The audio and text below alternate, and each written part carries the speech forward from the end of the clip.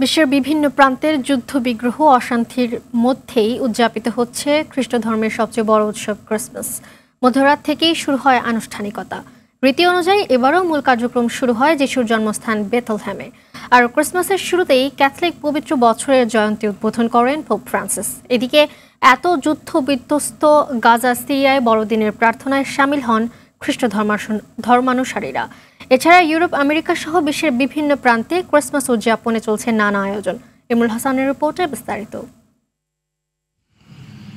যুদ্ধ অশান্তি থেকে মানবজাতির মধ্যে শান্তির বার্তা পৌঁছে দিতে পৃথিবীতে আসেন খ্রিস্ট ধর্মের প্রবর্তক যীশু খ্রিস্ট।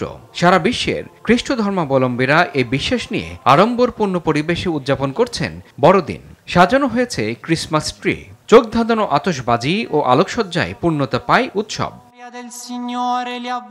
তবে গেল কয়েকবারের মতো এবারও উৎসবের ছোঁয়া নেই যিশুর জন্মস্থান ফিলিস্তিনের পশ্চিম তীরের বেথলহেম শহরে। এর কারণ ফিলিস্তিনের গাজায় চলমান ইসরায়েলের নির্বিচার হামলা ও ব্যাপক প্রাণহানি। প্রতি বছর বড়দিনে বেথলহেমের সড়ক বর্ণিল আলোতে সাজানো হয়।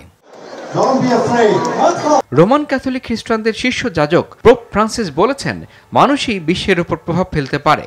বিশ্বে চলমান যুদ্ধ আগ্রাসনের শিকার মানুষের কথা বলে দুঃখ প্রকাশ করেন তিনি। এ সময় ক্যাথলিক পবিত্র বছর 2025-এর জয়ন্তী উদ্বোধন করেন পোপ। আশা দেরি না করার, আমাদের পুরনো অভ্যাস পিছনে রাখার অথবা আলস্যে গড়াগড়ি না করার একটি সমন। ভুল বিষয়গুলোর জন্য মন খারাপ করতে আর সেগুলো পরিবর্তন করার জন্য সাহস করতে আশা আমাদের আহ্বান জানায়। এদিকে ধর্মীয় রীতিনীতি অনুসারে ক্রিসমাসের প্রার্থনা হয় ফ্রান্সের নটরডেম ক্যাথেড্রালে। 2019 সালের ভয়াবহ অগ্নিকাণ্ডে 5.5 বছর পর প্রথমবারের মতো সেখানে উপস্থিত হতে পেরে খুশি খ্রিস্ট ধর্মাবলম্বীরা।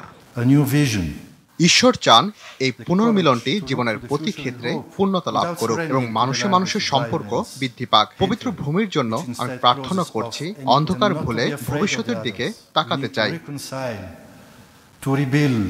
গ্রিসের রাজধানী অ্যাথেন্সের কজ্জিয়া স্কয়ারে জড়ো হন হাজারো দর্শনার্থী ও স্থানীয়রা। ফানুস ওড়ানোর পাশাপাশি ছবি তুলে আনন্দ উদযাপন করেন তারা।